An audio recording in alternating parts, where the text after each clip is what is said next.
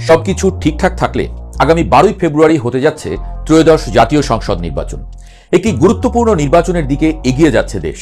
যদিও বাইরে থেকে দেখে আপাত দৃষ্টিতে মনে হচ্ছে সবকিছু নিয়ন্ত্রণে, কিন্তু ভেতরে ভেতরে একাধিক দিক থেকে চাপের মুখে পড়েছে সরকার।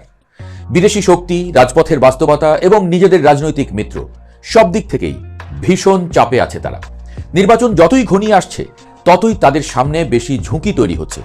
কিন্তু কিসের এত ঝুঁকি আসলে সরকারের? এই মুহূর্তে যুক্তরাষ্ট্র, যুক্তরাজ্য এবং অস্ট্রেলিয়া এক সুরে কথা বলছে। তারা চায় বাংলাদেশের নির্বাচন ইনক্লুসিভ হোক, অর্থাৎ সব বড় রাজনৈতিক শক্তি যেন কোনো না কোনোভাবে নির্বাচনের ভেতরে থাকে। এই দাবির কেন্দ্রে আছে নিষিদ্ধ আওয়ামী লীগ। এই ভোটাররা যদি ভোট দিতে না পারে তাহলে নতুন সরকার আন্তর্জাতিকভাবে দুর্বল হয়ে পড়বে এবং বিদেশি কূটনৈতিক মহল বলতে পারবে এই সরকার দেশের সব মানুষের প্রতিনিধিত্ব করে না। এই কারণে জাতীয় নিরাপত্তা উপদেষ্টা খলিলুর রহমানের সাম্প্রতিক মার্কিন সফর এত গুরুত্বপূর্ণ ছিল।